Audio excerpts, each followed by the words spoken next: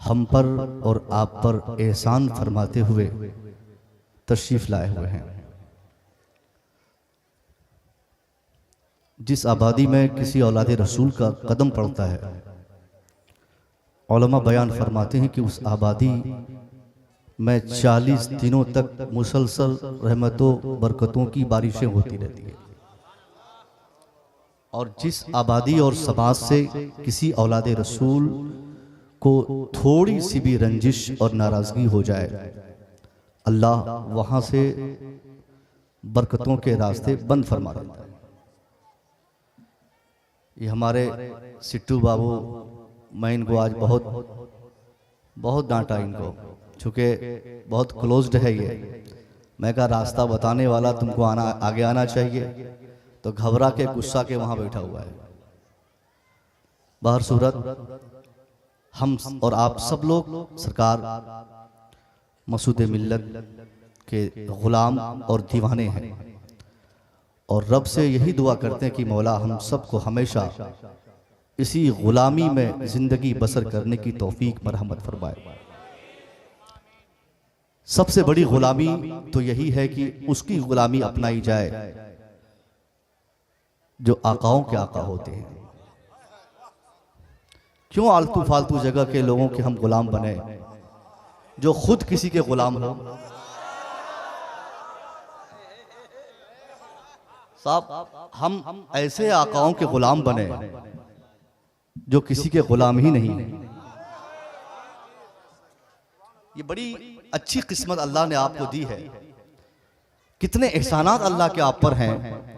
कभी रात की तन्हाई में आप अल्लाह के एहसानात को गिनने की आप कोशिश करेंगे ना, अल्लाह की कसम आपकी आंखें सावन भादों की बारिश बरसाएगी। अल्लाह चाहता तो हम में से सबको या कुछ को जानवर बना देता, कुछ कर सकते थे। हमारे अथॉरिटी में, हमारे अख्तियार में कुछ भी नहीं था, मगर अल्लाह का एहसान तो देखो मुसलमानों कि अल्लाह ने जानवर न बनाकर हम में से सबको इंसान बनाया। इंसानों में भी आम इंसान बना था, वो वाला वो भी इंसान है, मगर उस वाले इंसान की फहरिस्त और जमात में अल्लाह ने पैदा न फरमाकर अल्लाह ने आजान देने वाले की जमात में पैदा फरमाया। रब का कितना बड़ा एहसान है।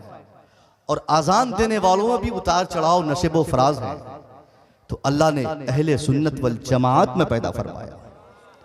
और सुन्नियों की फहरिस्त में भी अल्लाह ने हम गुलामों को दामन दिया, तो अताए रसूल के खानदान का दामन अता फरमाया। जो नजरे मुस्तफा के मुंतखब थे, सरकार गरीब नवाज, सरकार गरीब नवाज के खानदान के किसी फर्द के पांव के धूल का जर्रा भी अगर किसी को मिल जाए, जर्रा तो मैं नहीं कह सकता साहब, गुस्ताखी है, औलाद रसूल के पांव के नीचे के धूल को हम इस कदर अकीदतमंद हैं कि उसको हम जर्रा भी नहीं कह सकते। वो तो हमारे नजदीक मोतियों से ज्यादा कीमती चीज है। समझ रहे? इशारे में बातें होंगी, चूंकि ये कोई मैं नया आज कलीमी भाइयों के बीच में नहीं आया हूं। हिंदुस्तान के दूसरे जलसे वाले मुसव्विर रजा का इंतजार करते हैं कि कब आएगा, नहीं आएगा, कहां पहुंचा। खुदा की कसम, तनहा ये कलियाचक और ये कलीमी भाइयों का पूरा इलाका है कि मुसव्विर इंतजार करता है कि वहां से कब हुक्म होगा।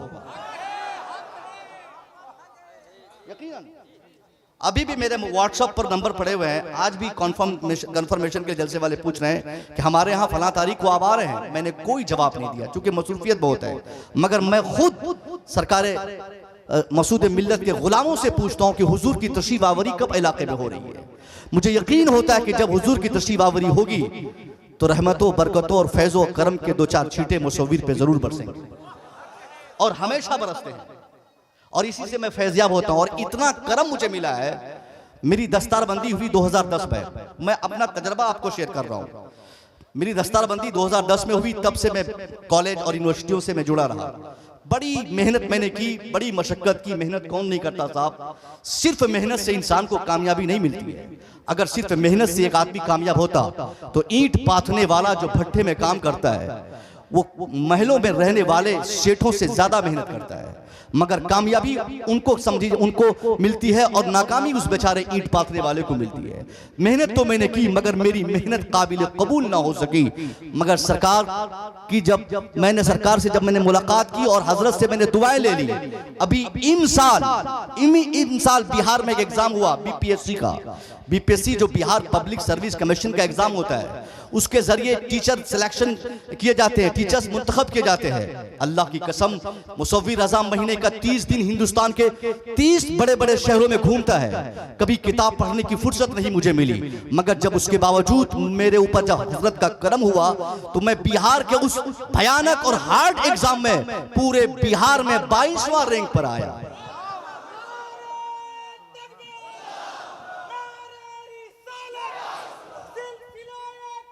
जिंदाबाद जिंदाबाद। नहीं छोड़ेंगे, नहीं छोड़ेंगे। अल्लाहु अकबर, या रसूल अल्लाह, या अली। मुझे याद है कि आखिर मर्तबा जब हजरत से मैंने मुलाकात की थी, ये गुलाम जब हाजिर कदमों के पास हाजिर था तो हजरत के कदमों मुबारक को मैंने टच करके कहा था, हुजूर मेरा बहुत बड़ा एग्जाम है, आप दुआ फरमा देंगे। सरकार ने मेरी पुश्त पर हाथ रखकर कहा, जाओ मुसव्विर तुम कामयाब रहोगे। खुदा की कसम, मैं जब एग्जाम में बैठा, जहां जेएनयू का लड़का, जहां जामिया मिलिया का लड़का, जहां अलीगढ़ मुस्लिम यूनिवर्सिटी के तलबा उस एग्जाम में पार्टिसिपेट किए थे, उसी एग्जाम में शाना बशाना बैठकर ये नमाज पढ़ने वाला, ये दाढ़ी रखने वाला, ये मौलवी की सिफत रखने वाला जब उन लड़कों की सोहबत में सफत में बैठकर एग्जाम दिया है, जहां उनका नाम था वहां सरकार के गुलाम का भी नाम था। ये है फैज। इसी को फैज कहा जाता है, इसी को करम कहा जाता है, इसी को निगाहे करम हम लोग कहते हैं। मेहनत से इंसान कामयाब थोड़ी होता है। मेहनत हो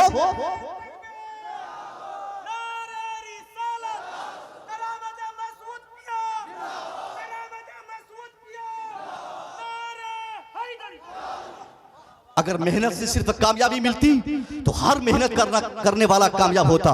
मगर हम जानते हैं, आप जानते हैं, झोपड़पट्टी में रहने वाला अगर उनकी निस्बत किसी अच्छी चीज से लग जाती है, उनको सोहबत किसी अच्छी चीज से की मिल जाती है, उनका ताल्लुक किसी अच्छी जगह से हो जाता है, तो जो इंसान झोपड़पट्टी में रहता है, झोपड़पट्टी में रहने वाला भी अपने को बड़ा बादशाह समझता है। इसलिए कलीमी भाइयों, आप अपनी किस्मत पे नाज करो कि अल्लाह ने इतना बड़ा एहसान आप पे फरमाया। पीर भी दिया तो कोई ऐसा गैर पीर नहीं, अपने नबी की औलाद के दामन से जोड़ दिया।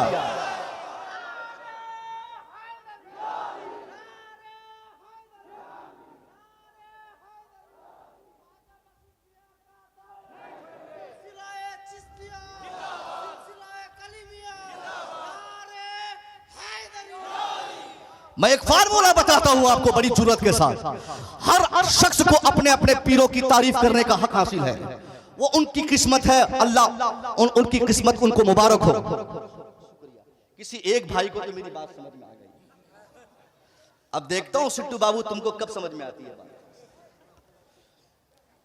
मैं आपसे कहता हूं साहब कि हर मुरीद को अपने अपने पीर पे फख्र करने का हक हासिल है, वो अपनी किस्मत पे नाज करे। मगर मैं आपसे कहना चाहता हूं कि जब भी किसी से मुकाबला हो, जब भी किसी से तुलना हो, जब भी कोई कॉम्पिटिटिव समाज और कॉम्पिटिटिव माहौल में आप बैठ जाए, वहां चंद अशखास बैठे हो, अपनी अपनी खानकाहों की तारीफ, अपने अपने पीरों की बड़ाई, अपने अपने पीरों के पीर की बड़ाई लोग करने लगे, उस वक्त आपको बहुत ज्यादा कुछ नहीं कहना है। आपको कटरा शरीफ का नाम भी नहीं रखना है, आपको सरकार मसूद मिल्लत का नाम भी नहीं रखना है, आपको सरकार मसूद रुपया का नाम में मुबारक भी नहीं रखना है। बस उन तमाम अशखास की मौजूदगी में कोई अपना पीर का नाम बोले, उन्हें बोलने दिया जाए। जो अपने पीर की तारीफ करे उन्हें करने दी जाए। कोई बोले कि मेरा पीर हवा में उड़ता है, अच्छी बात है। कोई बोले पानी पे तैरता है, अच्छी बात है। उस वक्त खामोशी से कलीमी भाइयों, आप अपने पीर का नाम न बताना, आप सिर्फ यही कहना कि मेरा पीर कोई और नहीं, मेरा पीर एक औलाद रसूल और सैयद चाहता है। यही कहना आपकी जीत और आपकी आपके आपके दलील के लिए सबसे बड़ी मजबूत बात होगी, क्योंकि औलाद रसूल बनना ये सबसे मजबूत दलील है। एक आदमी पीर बन सकता है, एक आदमी आलिम बन सकता है, एक आदमी मुफ्ती बन सकता है, एक आदमी मुहद्दिस बन सकता है, एक आदमी मुफक्किर बन सकता है, एक इंसान आईएएस बन सकता है, क्योंकि आईएएस बनना मेहनत का दखल है, आईपीएस बनने में मेहनत का अमल दखल है, मुफ्ती बनने में मेहनत का अमल दखल है, हाफिज कुरान बनने में मेहनत का अमल दखल है। आज हमारा बच्चा मेहनत करे 3 साल के बाद हाफिज कुरान, 10 साल मेहनत करे अच्छा शानदार आलिम दीन, 15 साल मेहनत करे शानदार मुफ्ती बनेगा, और मेहनत करेगा मुफ्ती आजम बनेगा, और मेहनत करेगा मुहद्दिस आजम बनेगा, और मेहनत करेगा आईएएस बनेगा, और मेहनत करेगा आईपीएस बनेगा। यानी दुनिया में तमाम चीजों का ताल्लुक इंसान के इक्तिसाब से है, इंसान की मेहनत से है, इंसान के कस्ब से है, इंसान के दौड़ भाग से है, इंसान की जुस्तजू से है, इंसान की तफ्तीश से है, इंसान के रिसर्च से है, इंसान के मेडिटेशन से है, इंसान के चिंतन से है, इंसान के मंथन से है।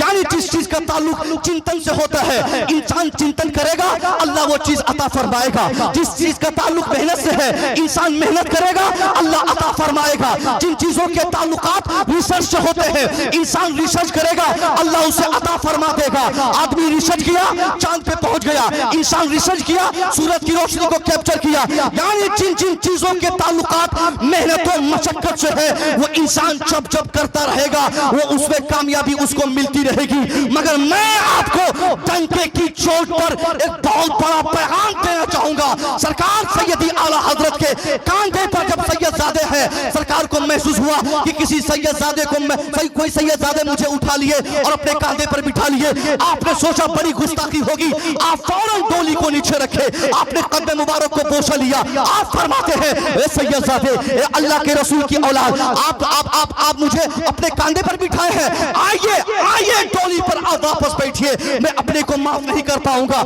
मैं अपने को माफ नहीं कर पाऊंगा। सरकार आला हजरत, और यही मसले के आला हजरत है साहब, मसले के आला हजरत की थ्योरी लोग समझते नहीं। मैं समझाता हूं कि मसले के आला हजरत को आला हजरत ने कैसे समझाया है। सरकार आला हजरत समझाते हुए कहते हैं सैयदजादे थे कि आप डोली पर बैठिए, आपने डोली पर बिठाया, वापस उतनी दूर तक आप ले गए जहां से सैयदजादे, जो सैयदजादे वो आपके गांव के थे, उस सैयदजादे को आप वापस उस जगह ले गए। आपने अमल से दुनिया को बताया, ए दुनिया वालों, मैं 1000 किताबों का मुसन्निफ हूँ, ये मुसन्निफ बनना आसान है। मैं मुफ्ती हूँ, मुफ्ती बनना आसान है। मैं मुहद्दिस हूँ, मुहद्दिस बनना आसान है।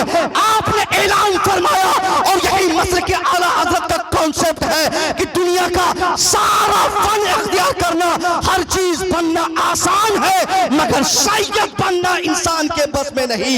ये तब होता है आदमी मेहनत करेगा मुफ्ती आजम बनेगा, मेहनत करेगा मुफक्किर आजम बनेगा, मेहनत करेगा साइंटिस्ट बनेगा, मेहनत करेगा आईएएस बनेगा, मेहनत करेगा आईपीएस बनेगा। मगर पूरी दुनिया मिलकर मेहनत करके अगर एक सैयद को बनाना या पैदा करना चाहे तो अल्लाह की बारगाह से आवाज आएगी, नहीं बनते नहीं। ये चीज, इन चीजों के ताल्लुकात तेरी मेहनत से नहीं, मेरी अता से है। मैं जिसके घर चाहता हूं औलाद रसूल पैदा करता हूं।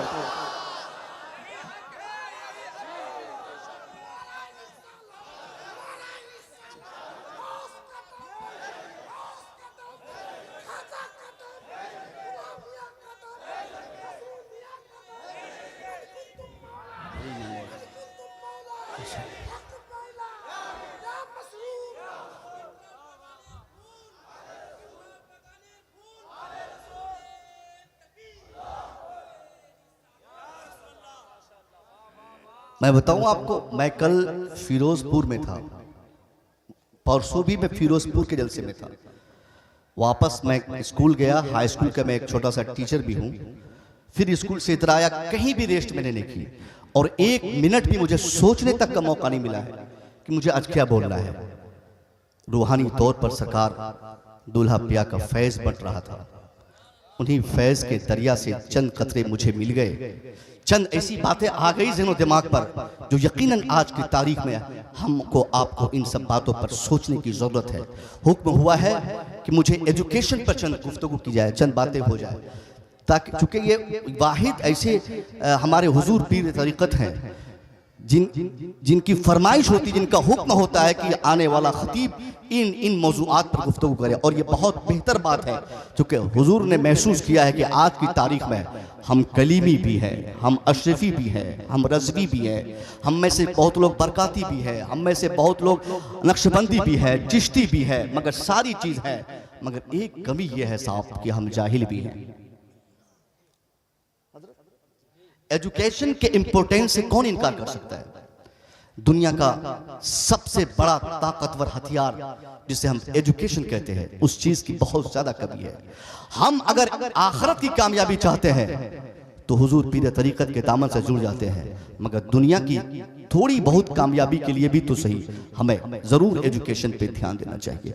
आज हमारे माशरे की जो तबाहियां हैं, इन तमाम तबाहियों की सबसे बड़ी और बुनियादी वजह यह नहीं कि हमारा हाकिम कोई जालिम मुसल्लत किया गया है। हमारे बच्चे जब बौखला जाते हैं, अपने समाज को चलता हुआ देखकर बोलते हैं कि हजरत ये फलाने साहब जब से हुकूमत की कुर्सी पर बैठे हैं तब से हमारी तबाही हो गई, ये फलाना जब से मुख्यमंत्री बना है तब से हमें बर्बाद किया जा रहा है। मैं कहना चाहूंगा नहीं साहब, हमारी बर्बादी का जामीन और रिस्पॉन्सिबल कोई दूसरा नहीं, हम खुद हैं। हमारे बच्चे जाहिल हैं, तरक्की कैसे मिलेगी? हमने बच्चों को पढ़ाया नहीं, तरक्की कैसे मिलेगी? और ये जो आप में से कुछ लोग सोचते हैं कि हमारे बच्चे पढ़ते हैं मगर हुकूमत उन्हें नौकरी नहीं देती, मैं कहना चाहूंगा नहीं, गलत सोच आपकी है, गलत कॉन्सेप्ट आपके है, गलत फिक्र आपकी है। आप ईमानदारी से अपने बच्चे को पढ़ाइए। आपका बेटा जिस दिन ईमानदारी से पढ़कर अच्छी सनत लेकर अच्छा समाज का अच्छा व्यक्ति बनेगा, दुनिया की कोई ताकत ऐसी नहीं जो आपके बच्चों की तरक्की को रोक सके। हमारी जमात का एक मौलाना हमारे साथ में थे, मौलाना शाहिद रजा मिसबाही, गया जिला बिहार के रहने वाले। 2017 में यूपीएससी एग्जाम के एक उम्मीदवार की हैसियत से, वो 2017 में उम्मीदवार की हैसियत से यूपीएससी के एक उम्मीदवार की हैसियत से एग्जाम में बैठे। 18 में उसका रिजल्ट आया। शाहिद रजा मिसबाही है, मिसबाही आलिम दीन हुआ करते हैं, चेहरे पर एक मुश्त दाढ़ी है, सर पर बरकाती टोपी लगी रहती है, 5 वक्त नमाज के साथ साथ तहज्जुद, चाश्त और इशराक पढ़ना जिनकी आदत हो, मदरसे में बाज़ाब्ता पढ़कर जो हिफ्ज़ किया, जिन्होंने आलिम दीन बना, जो आलिम दीन बनने के बाद वो फाजिल बनने के बाद तब जाकर यूनिवर्सिटी की दहलीज पर कदम रखे, पढ़कर जब यूपीएससी का एग्जाम क्रैक करने के लिए एग्जाम में जब बैठते हैं, आपका ज़हन साफ होना चाहिए। आप में से अक्सर बेशतर सोचते ये है कि हजरत मैं अपने बेटे को पढ़ाकर क्या करूंगा, हुकूमत तो जालिमों की है, शासन तो जालिमों की है, ये जालिम हमारे बच्चों की तरक्की होने नहीं देंगे, ये जालिमों की बुनियाद पर हमारे बच्चों को सर्विस नहीं मिलेगी, हमारा बच्चा ऑफिसर नहीं बनेगा, हमारा बच्चा ऑफिसर नहीं बनेगा, हमारा बच्चा मास्टर नहीं बनेगा, हमारा बच्चा प्रोफेसर नहीं बनेगा, हमारा बच्चा आईएएस नहीं बन पाएगा। मैं कहना चाहूंगा हाँ, 2017 की बात कर रहा हूं, 2017 में उत्तर प्रदेश से लेकर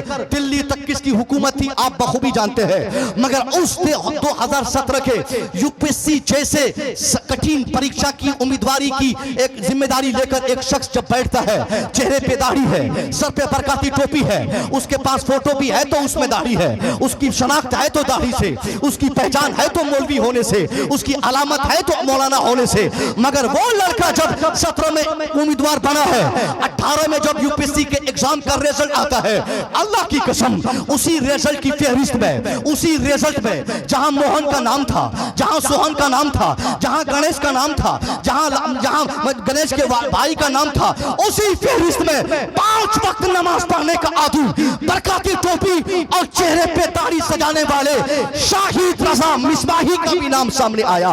ये इस बात की दलील है, जो इंसान पढ़ाएगा उसकी ताकत, इल्म की ताकत इतनी होगी कि उसका दुश्मन चाहे कितना ताकतवर हो, एजुकेशन की ताकत से कमजोर पड़ जाएगा। इसलिए मैं कहना चाहूंगा आज जो हमारे बच्चे ऑफिसर नहीं बन पा रहे हैं, किसकी गलती है? हमारी गलती है। हम अपने समाज में कितने बच्चों को ऑफिसर बनाते हैं, हमने कितने आईएएस बनाए अपने समाज में, हमको गौर करना होगा।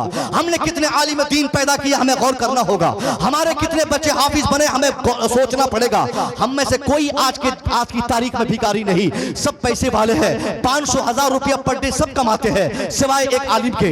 इस दौर में आलिम ही सिर्फ कमजोर होते हैं मादी एतबार से, बाकी सबकी तनख्वाह अल्हम्दुलिल्लाह ठीक ठाक होती है।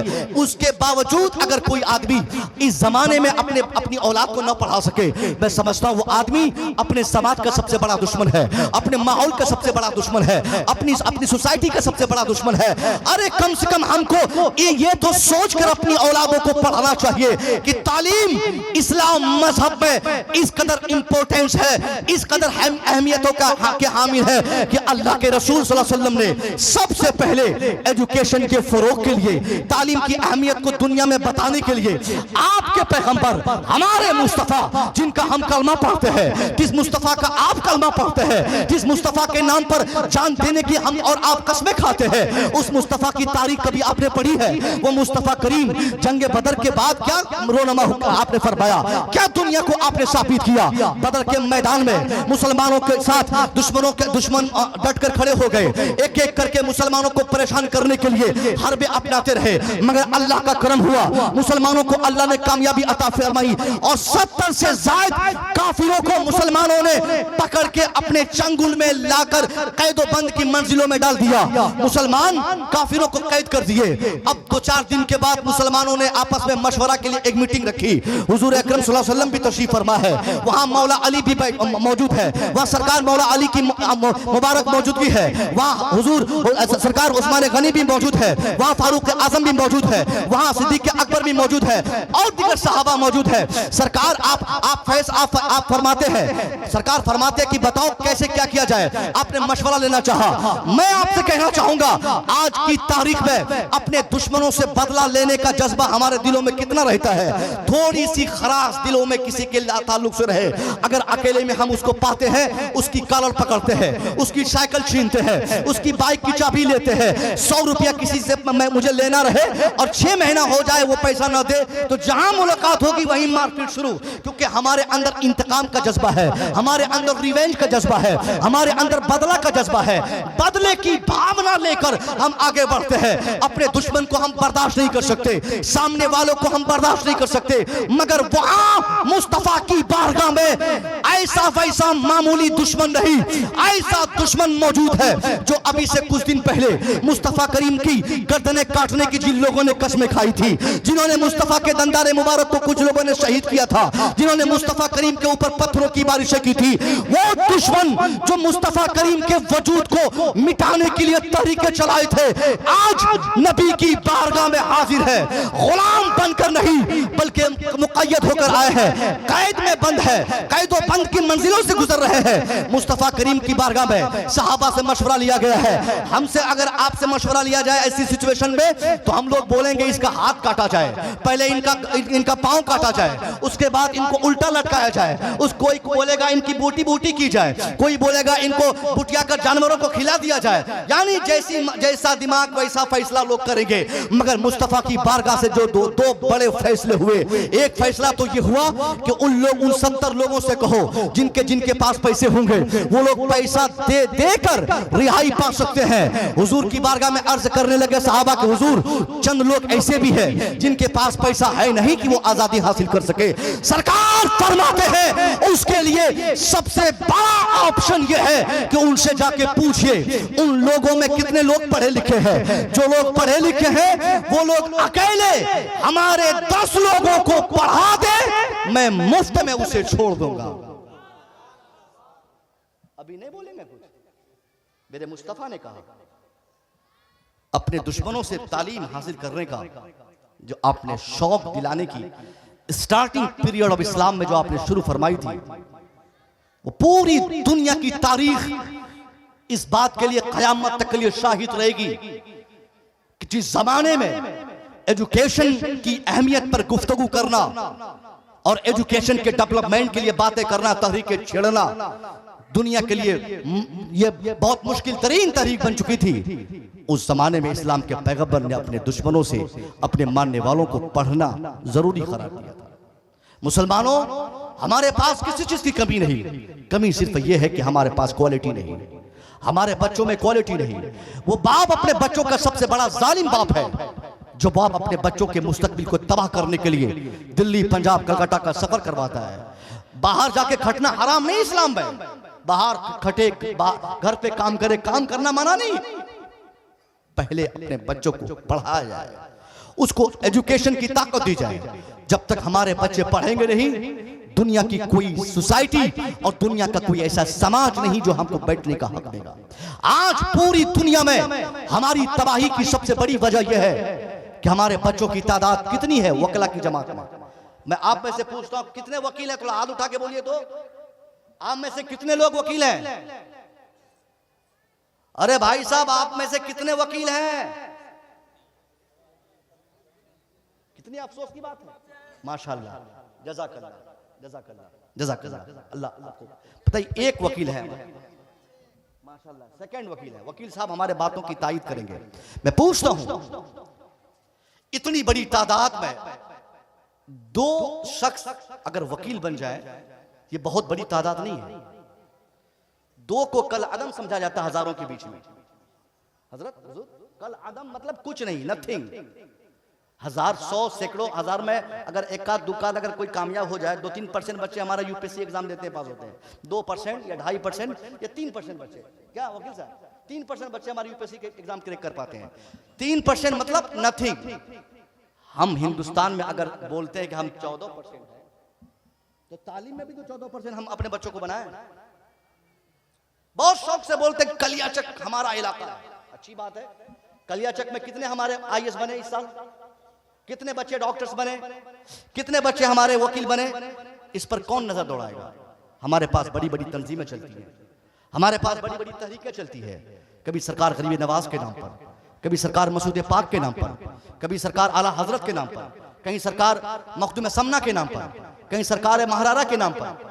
अपने अपने एतबार से लोग तहरीकें बनाते हैं।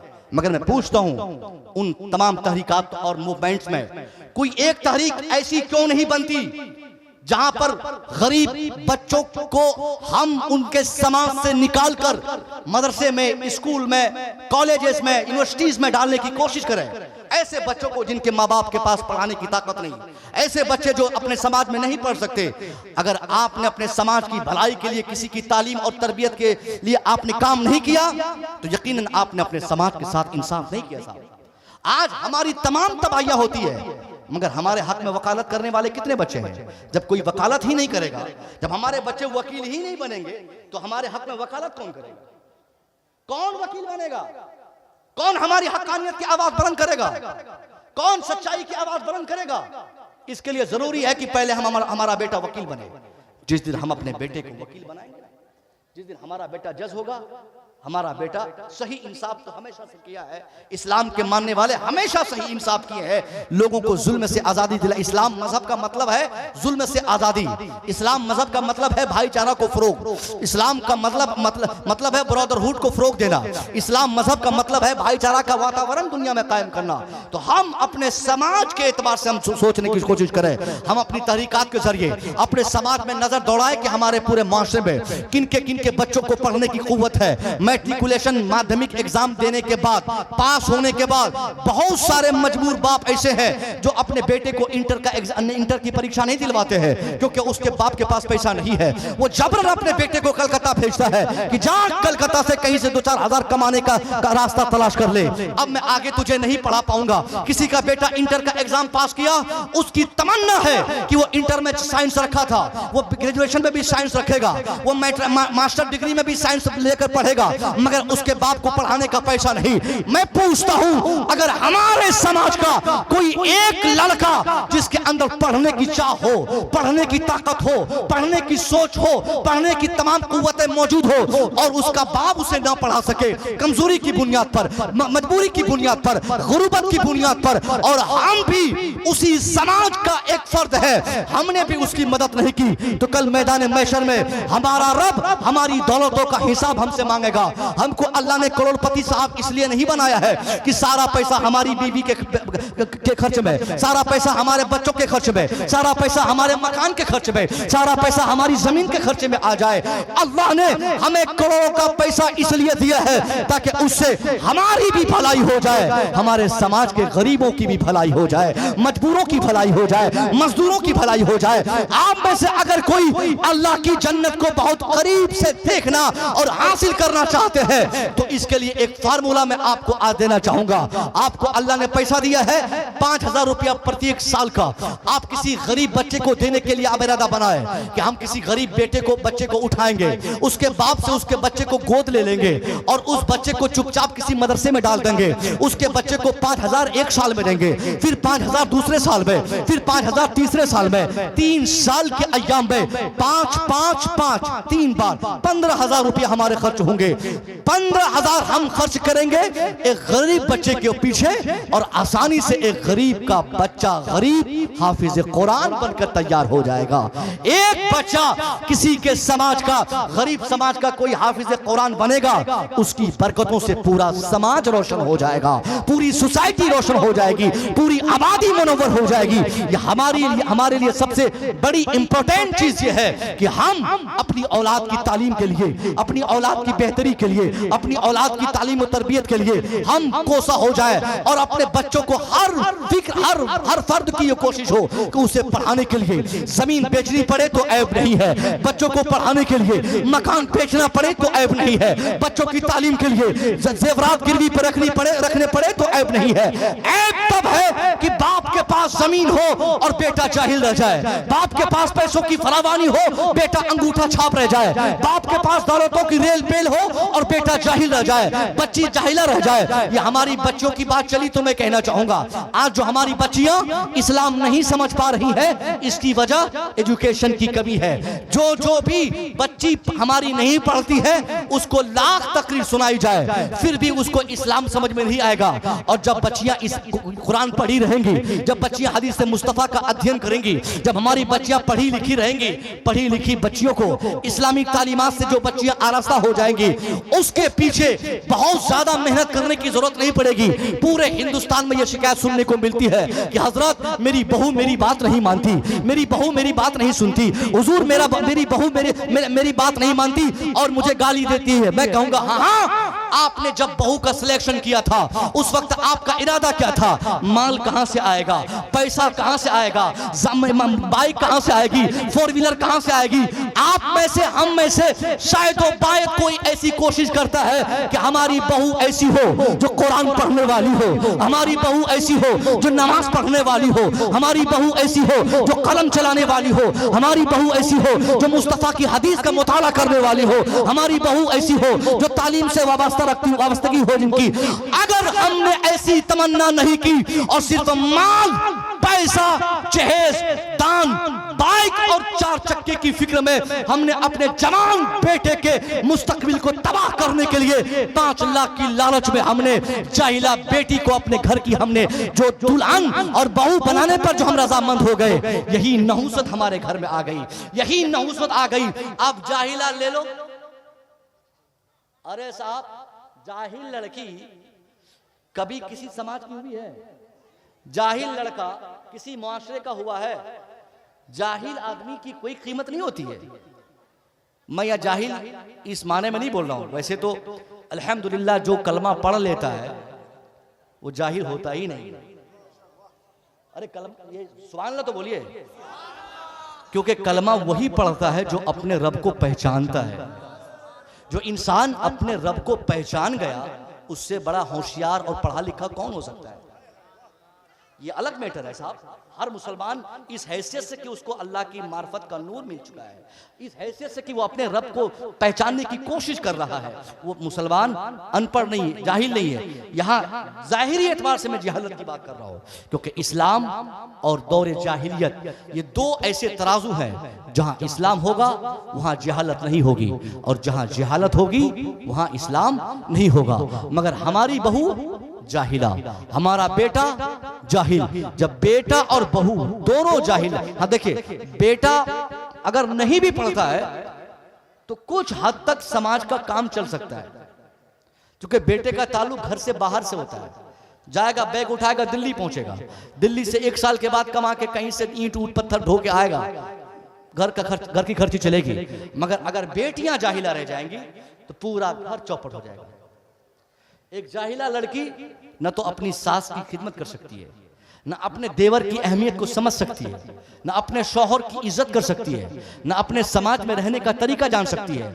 अक्सर मैंने देखा है कि जिसके बाप अपनी बेटी की पैदाइश के बाद बैंकों में पैसे जमा करते हैं, LIC में पैसे जमा करते हैं, उसकी तैयारी करते हैं कि हजरत मुझे अल्लाह ने एक बेटी दिया है, अब इस बेटी की शादी कराऊंगा मैं धूमधाम से, इसके लिए फर्नीचर अच्छे होंगे, इसके लिए गाड़ियों का इंतखाब होगा, इसके लिए पैसे में बेतहाशा खर्च करूंगा। अच्छी बात है, एक बाप को चाहिए कि अपनी बेटी की शादी की तैयारी बहुत पहले से शुरू कर दे, मगर अगर वो बाप सिर्फ माल दौलत इकट्ठा करने की कोशिश किया और बच्चियों को पढ़ाया नहीं, तो एक दिन उसकी बेटी महंगे फर्नीचर लेने के बाद भी अपनी ससुराल में कभी खुशहाल नहीं रह पाएगी। अपने बाप के घर से करोड़ों की संपत्ति ले जाकर अपने बाप को देने पर आमदनी के बाद भी वो बेटी कभी खुशी की जिंदगी नहीं गुजार पाएगी, क्योंकि उसके बाप ने उसे फर्नीचर तो दिया है, उसके बाप ने उसे बाइक तो दिया है, उसका बाप उसे माल तो दिया है, उसका बाप उसके लिए जेवरात तो दिया है, मगर उसका बाप सबसे बड़ा जेवर जो एजुकेशन का जेवर होता है, सबसे बड़ा जेवर जो इंसान के लिए, हम मुसलमानों के लिए खास तौर पर एजुकेशन और तालीम का जेवर है, वो बाप अगर अपनी बेटी को नहीं पढ़ाया, उसकी बेटी कभी अपने घर में खुशहाली की जिंदगी नहीं गुजार पाएगी, क्योंकि उसका दिमाग खाली रहेगा। और खाली दिमाग वाली लड़कियां और खाली दिमाग वाले लड़के हमेशा अनाप शनाप सोचेंगे, अनाप शनाप ख्यालात उनके दिमाग में आएंगे, आपस में लड़ाई होगी, फितनो फसाद फैलेंगे, तलाक और खुला की नौबत आएगी।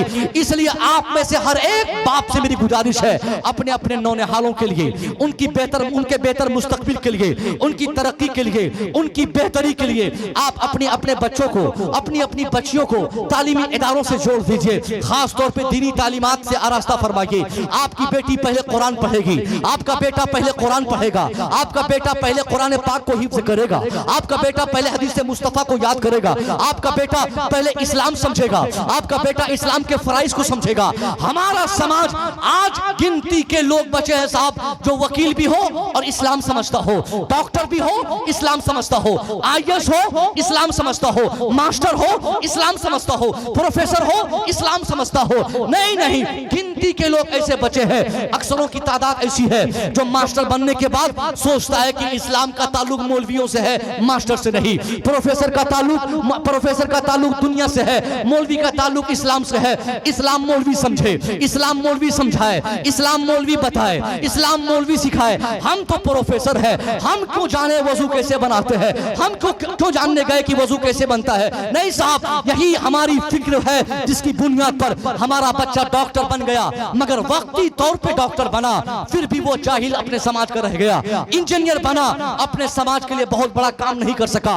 ऑफिसर बना, समाज की भलाई उससे नहीं हो सकी, क्योंकि बेटा उसका हमारा ऑफिसर तो बना है मगर मुसलमान नहीं बन सका।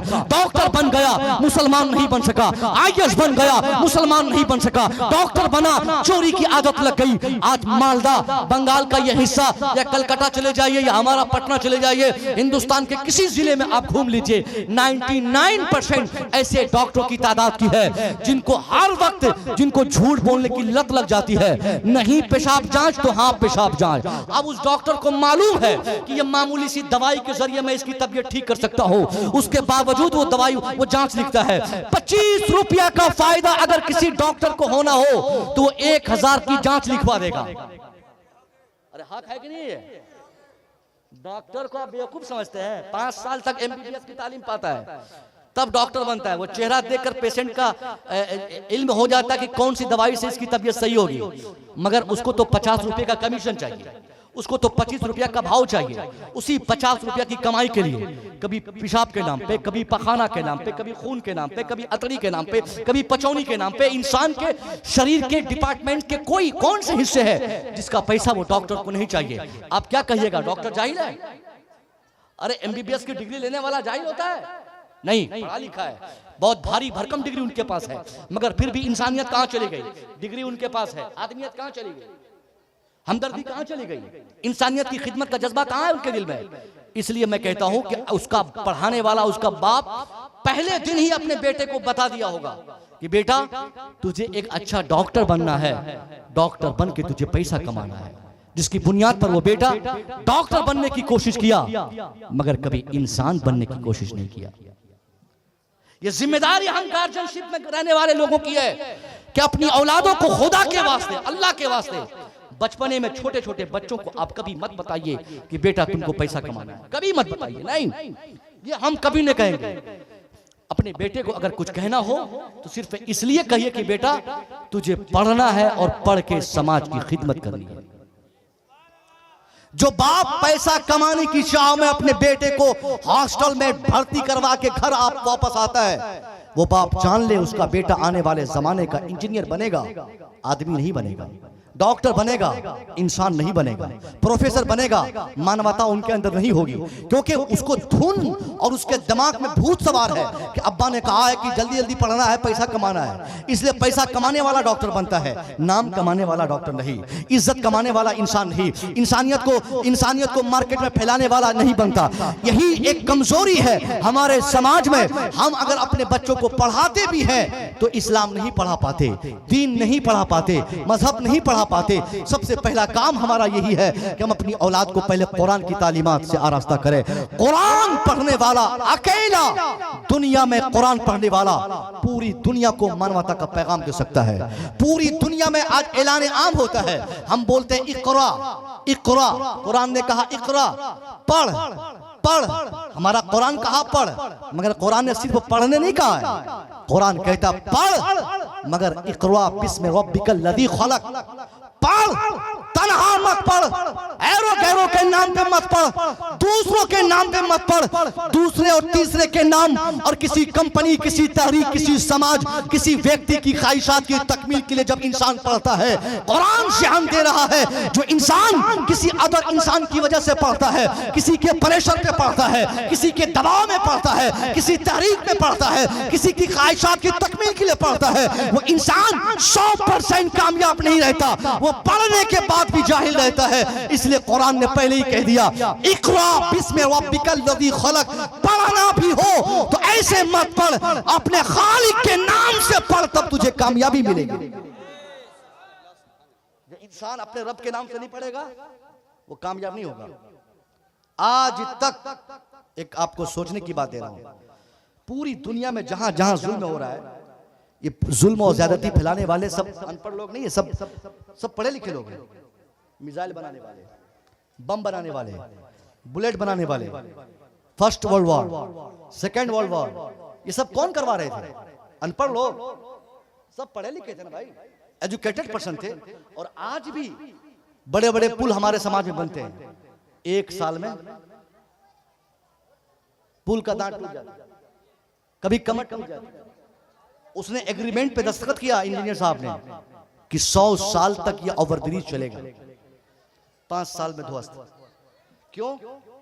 उसने अपने एजुकेशन को बेचा, उसने अपनी जानकारी बेची, उसने अपनी तालीम बेची, उसने अपना हुनर बेचा, उसने अपना दस्तखत बेचा, उसने अपनी जानकारी और अपना अनुभव बेचा, जिसकी बुनियाद पर कौम का, समाज का, देश का, मुल्क का, सोसाइटी का, आबादी का, राज्य का बहुत बड़ा नुकसान हो गया। इसी की जगह पर अगर वो लड़का इंजीनियर बनने से पहले अल्लाह के कलाम मजीद को अपने सीनों में महफूज कर लिया होता, खुदा की कसम, कुरान पढ़ने वाला, कुरान पढ़ने के बाद इंजीनियर बनने वाला अपना दस्तखत के लिए कलम उठाने से पहले 50 बार सोचता कि जिस दस्तखत को मैं 5 लाख में बेचने जा रहा हूं, इससे 5 लाख मेरे घर में तो आएंगे, मगर इसका नतीजा ये निकलेगा कि इससे मेरा पूरा समाज डैमेज हो जाएगा। इसलिए कहा जाता है कि अपने बच्चों को पहले दीन पढ़ाओ। या हमारे छोटे छोटे बच्चे, हमारे नौजवान, इन लोगों को दीन कौन सिखाएगा? स्कूल वाले सिखाएंगे। स्कूल में हवा में उड़ने के लिए बताया जाता है। मदरसे में पढ़ के आप जहाज थोड़ी चला पाइएगा, उड़ा पाइएगा?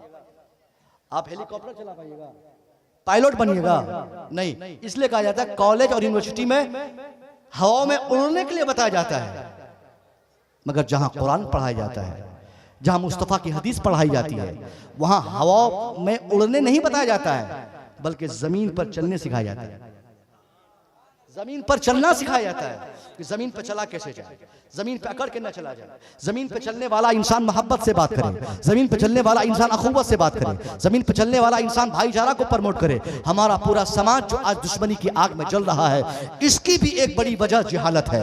हमारे यहाँ बेहयाई है, इसकी भी एक वजह जिहालत है। हमारे यहाँ झगड़े हैं, इसकी भी एक वजह जिहालत है। पढ़ा लिखा समाज और पढ़ी लिखी सोसाइटी आपस में मुत्तहिद रहती है और वो समाज के लोग आपस में हमेशा इख्तिलाफ को मिटाकर इत्तेहाद को फरोग देते हैं।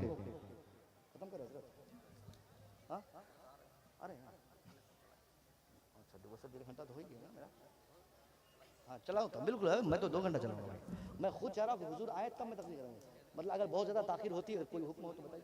माशाल्लाह, बहुत बड़ी बात हजरत ने खबर दी कि यह आपके सब्र के दामन अब बहुत जल्द लबालब होकर जो गिरने पर अभी हैं, वो जरूर इस सब्र को एक मीठा फल देने के लिए अताए रसूल की बारगाह से बेपनाह फ्यूज़ बरक़ात को लेकर आपके समाज में लुटाने के लिए सरकार मसूद मिल्लत की तशरीफ आवरी बहुत जल्द होने वाली है, होने को है।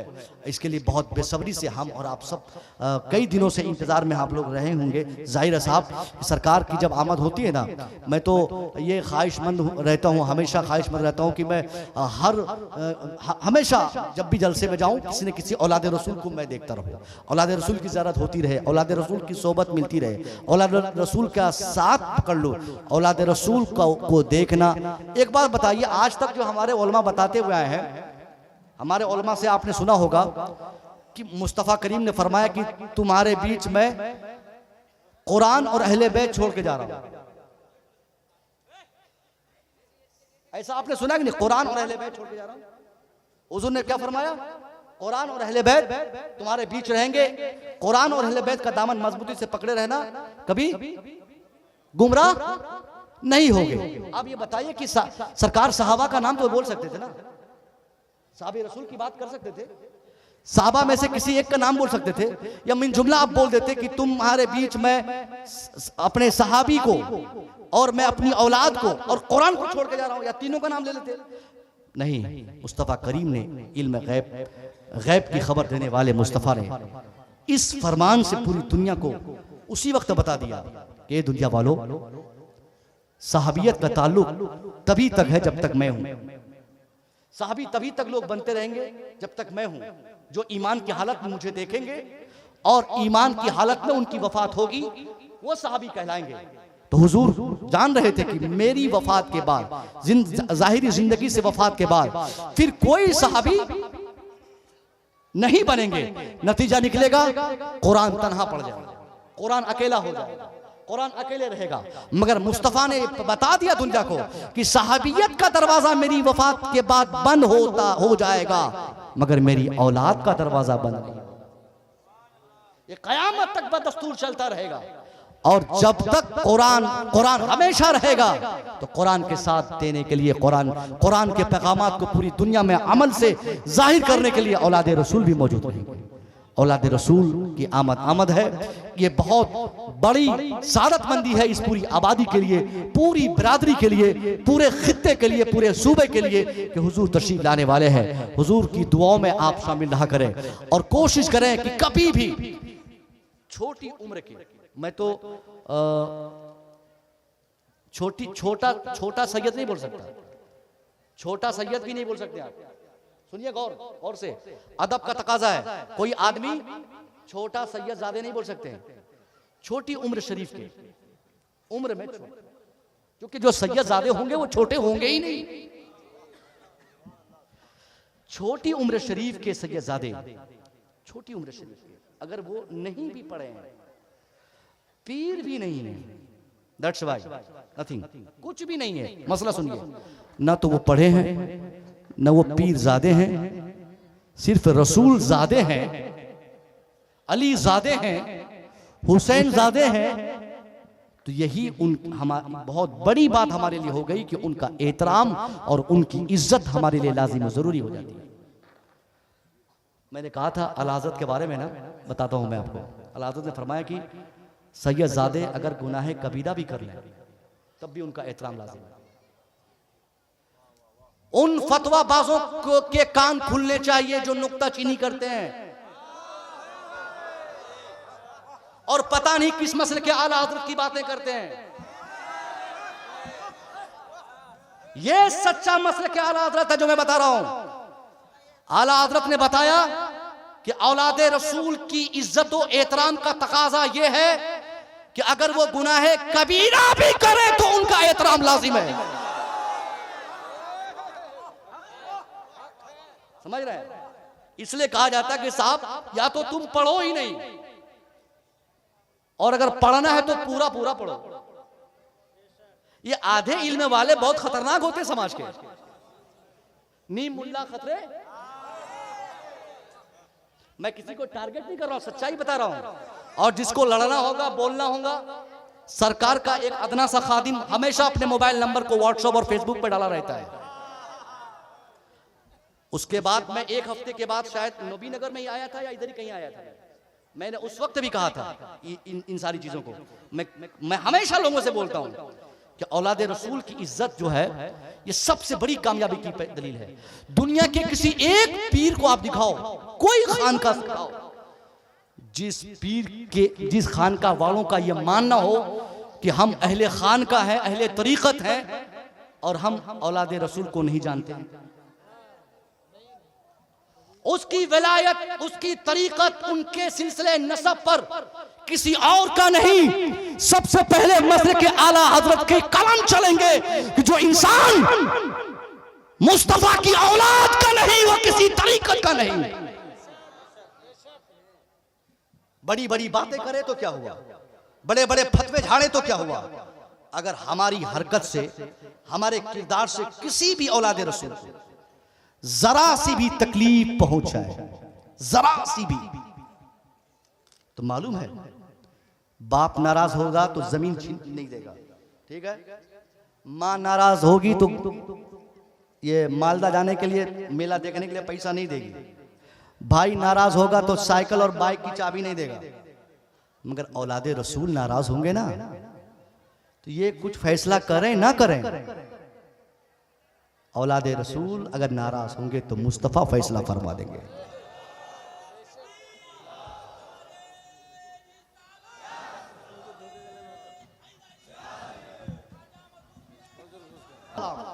कि आपको, चूंकि ये मोहब्बत किसी और से नहीं, ये मोहब्बत औलादे रसूल से आप कर रहे हैं, और इस मोहब्बत को क्यों ना सलाम हो साहब कि आपको सिर्फ एक आहट का एहसास हुआ कि हुजूर की तशरीफ आवरी हो रही है, सब खड़े हो गए इज्जत के लिए। ये है इज्जत, यही इज्जत है, और यही इज्जत ऐने ईमान की पहचान है, यही मोहब्बत ऐने ईमान की पहचान है। ईमान सिर्फ कलमे का नाम नहीं, कलमा शरीफ पढ़ने वाला, अगर हर कलमा पढ़ने वाला मुसलमान हो जाए साहब, तो ऐसे टीवी चैनलों पे बैठकर रोजाना 25-50 लोग कलमा पढ़ते हैं। कोई ट्रांसलेशन के लिए पढ़ते हैं, कोई तर्जमे के लिए पढ़ते हैं, कोई मफहूम जानने और जनाने के लिए पढ़ते हैं। बड़े बड़े पंडा को हमने कलमा पढ़ते देखा है। तो क्या कहा जाएगा कि हर कलमा पढ़ने वाला मुसलमान है क्या? नहीं, हर कलमा पढ़ने वाला मुसलमान नहीं होगा। कलमे के तकाजे, कलमा जो लाया है उनकी औलादों की मोहब्बत, कलमा लाने वाले मुस्तफा के बच्चों का प्यार जिनके दिल में है, ये कलमा की मोहब्बत को महसूस करेंगे। कलमा पढ़ने वाला अली का चाहने वाला होता है, और अली का चाहने वाला उसी के लिए जन्नत भी है, उसी के लिए दुनिया की बहारें हैं। अली से टकराने वाला सहाबी रसूल का बेटा है, अली से लड़ने वाला किसका बेटा है? सहाबी रसूल का बेटा। बिला शुबहा ये मसलक की बात हो रही है, ये मजहब की बात हो रही है, ये अहले सुन्नत की बात हो रही है। सहाबी रसूल का बेटा है, मगर अली के बेटे से टकराने की बुनियाद पर उसको दुनिया यजीद कह रही है, दुनिया पलीद कह रही है, दुनिया में खराब नाम से पहचाना जाता है। अब भी लोग नहीं समझते हैं कि अली से, अली की औलाद से, अली से, अली के बच्चों से, अली से, अली के खून से, अली से, अली के खानदान से, अली से, अली के परिवार से, अली से, अली की फैमिली से, अली से, अली के डीएनए वालों से, अली से, अली के घर वालों से वही लड़ता है जो या तो यजीद होता है या यजीद के खानदान से होता है। अरे सुभान अल्लाह तो बोल सकते हैं ना। अली की औलाद से वही लड़ेगा जिसका ताल्लुक यजीद से होगा, जिनका मनोबल यजीद जैसा होगा। क्योंकि अली की औलाद से लड़ने का जज्बा दुनिया में अगर किसी ने पैदा करके सामने लाने की कोशिश की तो वो सिर्फ यजीद है, इब्ने ज़ियाद है, शिम्र लईन है। तो ऐसे ही लोग होंगे जो औलाद रसूल से पंगा लेंगे। अभी हमारे ये मंजर नेपाली साहब, वाकई बहुत दिनों के बाद मैंने पहली बार इनको सुना। जैसे ही पहला मिसरा पढ़े तो मैंने समझा कि यार आदमी के जैसे जैसे दिन करते हैं बूढ़ा होता है, ये बंदा जैसे जैसे आने वाला दिन होता है ये जवान होता जा रहा है। ये नाते मुस्तफ़ा की बरकतें हैं, मुस्तफ़ा की नात पढ़ते हैं। और इन्होंने अभी मुझे कहा कि हज़रत आपके जाने के बाद, हुजूर की आमद के बाद इंशाल्लाह एक दो कलाम मैं सरकारे दूल्हा पाक के नाम पर, सरकारे मसूद मिल्लत के नाम पर, सरकारे मसूद पिया के हवाले से मैं ज़रूर पढ़ूंगा। और मुझे उम्मीद है ये कामयाबी के साथ पढ़ेंगे। मेरी बात तवील न हो जाए, बस आखिरी और फाइनल टच पर मैं अपनी बात पहुँचाता हूँ। एजुकेशन की बात मैं कर रहा था कि इंसान अपनी औलाद को पढ़ाए और पढ़ाने के साथ साथ खासा ध्यान हमारा ये रहे कि हमारे बच्चों की तरबियत हो। तरबियत की कमी की बुनियाद पर हमारे बच्चे पढ़ भी लेंगे तो बहुत ज्यादा हमारे समाज का बेनिफिट नहीं हो सकता है जब तक उसको अच्छी तरबियत नहीं मिलेगी, जब तक हमारे बच्चे तरबियत याफ्ता नहीं होंगे। इसलिए इस्लाम में तालीम के साथ साथ हमेशा तरबियत की बात की जाती है कि बेटा बगैर तरबियत के वो कामयाब बच्चा नहीं बन सकता, बगैर तरबियत के वो आलिम भी बनेगा इनकम्प्लीट रहेगा, डॉक्टर बनेगा इनकम्प्लीट रहेगा, इंजीनियर बनेगा इनकम्प्लीट रहेगा। सच्चा और ईमानदार और बेहतर इंसान, बेहतर गार्जियन वही होता है जो अपने बच्चों के लिए लाखों रुपया खर्च करने के बजाय उसकी खास तरबियत की तरफ तवज्जो देता है। आज आप में से हर आदमी चाहता है कि मेरा बेटा स्कूल में पढ़े, मेरा बेटा मंटेसरी में पढ़े, मेरा बेटा इंग्लिश मीडियम हॉस्टल में रहे। हाँ, अच्छा है, अच्छी सोच है। इसके पीछे आपने कितने पैसे खर्च किए? लाखों लाख पैसे खर्च हो जाते हैं। मगर हम में से कोई ऐसा निकलता है जो अपने बच्चों को पढ़ाने के साथ साथ 2-4 घंटे का टाइम अपने बच्चों की तरबियत के लिए देता है। वो बाप जो सिर्फ बेटों की पढ़ाई के लिए पैसे खर्च करते हैं वो कामयाब बाप नहीं है। क्योंकि हमारा बेटा तालीम के नाम पर जो पैसा लेता है वो सारा पैसा एजुकेशन में खर्च नहीं होता है, बल्कि कुछ पैसे फ्रेंडशिप में, कुछ पैसे मोबाइल में, कुछ पैसे फ्रेंड के पीछे, कुछ पैसे अय्याशी के पीछे वो खर्च कर देते हैं। हम अगर अपने बच्चों की 100% कामयाबी चाहते हैं तो इसके लिए अपनी औलाद की खास तरबियत करें। उनको बचपन से ही हम ये बताएं कि बेटा सच बोलना है, बेटा झूठ नहीं बोलना है, बेटा शराब बहुत बुरी चीज है, बेटा बड़ों की इज्जत करनी है, बेटा नमाज की आदत डालनी है। जो बाप अपनी औलाद को पढ़ाने लिखाने के साथ साथ उसकी खास तरबियत पर तवज्जो देता है, मैं दावे से कह सकता हूं सरकार दूल्हा पिया के इस रूहानी मजलिस से मुशव्विर रजा का ऐलान है कि अगर आप और हम अपनी औलाद को बहुत ज्यादा ना पढ़ाकर बहुत ज्यादा तरबियत देने की हमने अगर फिक्र की है, हमारा बेटा आईएएस नहीं बने नो टेंशन, हमारा बेटा आईपीएस नहीं बने कोई दिक्कत नहीं है, डॉक्टर नहीं बने कोई परेशानी की बात नहीं है, इंजीनियर नहीं बने कोई प्रॉब्लम नहीं है, ऑफिसर नहीं बने कोई प्रॉब्लम नहीं है। प्रॉब्लम तो तब है डॉक्टर बनकर चोर बन जाए तो परेशानी की चीज है, इंजीनियर बन के झूठा बने तो परेशानी है, और डॉक्टर बनकर बेईमान बने तो परेशानी है। इसलिए आप और हम अपने बच्चों को अगर 100% कामयाब देखना चाहते हैं तो इसके लिए कंडीशन क्या है कि बहुत ज्यादा तालीम पे तवज्जो देने के साथ साथ उसकी तरबियत पे भी तवज्जो हम दें। इसका बेहतरीन असर क्या मिलेगा देखने को कि आने वाले 2, 4, 5, 10 साल के बाद हम अपने बेटे को डॉक्टर बनाए ना बनाए, हमारा बेटा तरबियत पाने की बुनियाद पर अपने समाज का वफादार इंसान बन जाएगा, अच्छा इंसान बनेगा।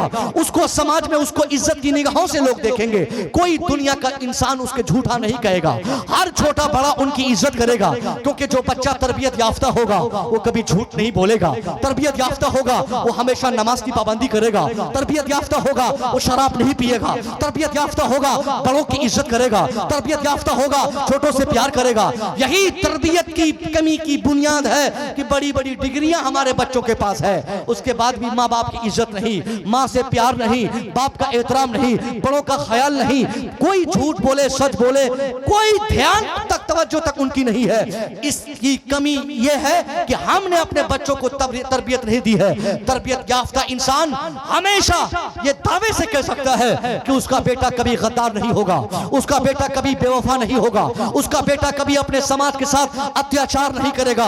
हम आज इस महफिल में वादा करें कि हम अपनी औलाद को पढ़ाएंगे भी और अपनी औलाद की तरबियत की भी हम फिक्र करेंगे। हमारा बेटा दुनिया के जिस कॉलेज में पढ़ना चाहे हम पढ़ाएंगे, अगर हमारे पास कुव्वत होगी तो हम वहां तक पहुंचाएंगे। जिस कॉलेज, यूनिवर्सिटी और मकतब मदरसे जहां पढ़ना चाहे शौक से अपनी औलाद को वहां पढ़ाए। उसके साथ साथ एक चीज की आप तवज्जो दें कि आपका बेटा तरबियत पाता रहे वक्त वक्त पर। आप अपने बच्चों के असातिज़ा से, उनके टीचर से, उनके हॉस्टल में रहने वाले उनके दोस्तों से आप हमेशा मिलते रहे कि कहीं आपका बच्चा दूसरों की सोहबत पकड़ के कहीं गलत रास्ते पे तो नहीं उतर गया है। आपका बच्चा कब स्कूल जाता है, आपका बच्चा कब स्कूल से आता है। आज कौन फिक्र करता है? 100 रुपया देने वाला बाप, 500 रुपया देने वाला भाई अगर अपने छोटे भाई को कॉलेज और स्कूल के नाम पर सुबह 500 रुपया देता है, वो भाई और बाप भूल जाता है अब वो बेटा 4 बजे शाम तक घर आना था, 8 बजे रात 8 हो चुके हैं मगर उसका भाई घर नहीं आया है। मैं पूछना चाहूंगा साहब, आपको पैसा देने की जिम्मेदारी है, तरबियत की जिम्मेदारी किसकी है? किसकी है? अब आपकी करता है हमारा बेटा 12 बजे रात तक मार्केट में, बाप उसको पूछता तक नहीं है। हमारी बेटियां ट्यूशन और कॉलेज और यूनिवर्सिटी के नाम पर, ट्यूटर के नाम पर घरों से बैग लेकर, साइकिल लेकर वो निकलती है और जब चाहे तब वो आती है, मगर बाप की जबान में वो ताकत नहीं जो अपनी बेटी से कह सके कि मेरी बेटी स्कूल में छुट्टी हुई 4 बजे शाम को, अभी 7 बज रहे हैं, 3 घंटे तू कहां थी? बोलो ये तरबियत का हिस्सा है कि नहीं है? ये कमी है कि नहीं हमारी? अगर कोई हमारे बेटों के बारे में हमसे कह दे कि आपके बच्चों को मैंने फला जगह शरारत करते देखा है, तो हम बिगड़ जाते हैं, हम उससे नाराज हो जाते हैं। यही हमारी कमी है। इंशाअल्लाह कल या परसों की महफिल में आप में से तकरीबन लोग रहेंगे, मुझे यकीन है, अक्सर लोग रहेंगे, मुझे इस पर एतमाद है, अक्सर रहेंगे। तरबियत क्या चीज है और तरबियत का बेस्ट बेनिफिट क्या होता है और तरबियत से इंसान कैसे कैसे बदलते रहते हैं, क्योंकि एक बहुत बड़ा मसला इससे हल हो सकता है। तालीम पर गुफ्तगू चाहे जितनी हो जाए और तरबियत पर अगर अमल ना हो और तरबियत पर गुफ्तगू ना हो सके तो आप यकीन जानिए कि आपने अपने बच्चों के साथ भलाई नहीं किया। ये हमारी जमात के शानदार मुफ्ती, आइए मुफ्ती साहब है ना, मुफ्ती साहब किबला हमारी जमात के, हमारे इस खित्ते के और हुजूर के खास तौर पे सबसे मुअतमद मुफ्ती हैं। अल्लाह सलामत रखे हमारे मुफ्ती साहब को, अल्लाह सलामत रखे हमारे इस तमाम कलीमी भाइयों को, अल्लाह सलामत रखे हमारे ये नकीब साहब को, हमारे ये सेक्रेटरी साहब को, या हमारे तमाम उलमा को। एक हुजूर मुफ्ती साहब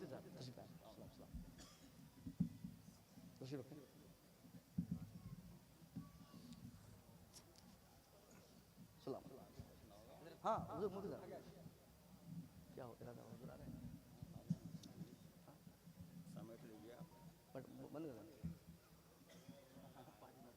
अच्छा देखिए, मुफ्ती बरहक मुफ्ती अकरामुल हक मिसबाही साहब की तशरीफ आवरी हो चुकी है। ये इस बात की पहचान है कि जब खादिम आता है तो खादिम के बाद उसका आका ही तो आता है। खादिम को रास्ते की तकलीफ और रास्ते की तवालत और रास्ते की कैफियत का सही इल्म भांपने के लिए पहले भेजा जाता है। इसलिए हजरत बिलाल ने कभी हुजूर से कहा था कि हुजूर जन्नत में मैं आपसे भी पहले चला जाऊंगा। कहा कैसे? कहा हुजूर आप मेरे आका होंगे, आप ऊंट पर सवार होंगे, मैं गुलाम होऊंगा, मैं ऊंट के लगाम को पकड़ के आगे आगे चल रहा हूंगा, आप बाद में जाएंगे, मैं आपका गुलाम उस ऊंट के लगाम को पकड़ने की वजह से पहले ही जन्नत में चला जाऊंगा। गुलाम की तशरीफ आवरी हो चुकी है, ये इस बात की पहचान है कि अब हुजूर की तशरीफ आवरी होने वाली है इंशाअल्लाह। बची हुई बात है तरबियत के लिहाज से, तरबियत के हवाले से, औलाद रसूल की इज्जत के हवाले से। मेरी बात तो साहब अपनी इस कलीमी महफिल में आज तक कभी कंप्लीट ही नहीं हुई और मैं कभी दिल से पूरी तकरीर कर ही नहीं पाया। तकरीर करते रहता हूँ, वक्त की तंगी रहती है, हर जगह रहती है, लेकिन यहाँ पर चूंकि ऐसा लगता है कि मैं अपने इलाके में, अपने घर में और अपने भाइयों के बीच से खिताब कर रहा हूँ। कोई हेजिटेशन नहीं होता मुझे, कोई संकोच नहीं होता, कोई खौफ, कोई भय, कहीं से कोई गिरफ्त पकड़, इसकी कोई बात ही नहीं होती है। क्योंकि जब सर पर फैजों की बारिश हो दुल्हा पाक का, तो टेंशन किस बात की होगी साहब। इसलिए जबान खुलती रहती है, जबान खुल जाती है, अल्फाज आते रहते हैं, बातें निकलती चली जाती हैं। इंशाअल्लाह कल भी मैं इसी इलाके में हूं, परसों भी मैं इसी इलाके में हूं। लगातार तीनों दिन 3 अलग अलग टॉपिक्स पे जैसा जैसा हुजूर फरमाएंगे वैसे वैसे टॉपिक और मवाद लेकर मैं आप तक पहुंचने की कोशिश करूंगा। अभी इस दुआ के साथ मैं अपनी गुफ्तगू खत्म करता हूं कि हमारा रब हमको, आपको, सबको औलाद रसूल से बेपनाह मोहब्बत की तौफीक में रहमत फरमाए। सरकार मसूद मिल्लत के दामन पाक से मोहब्बत से जुड़कर हमेश की इख्तियार करने की अल्लाह तौफीक फरमाए।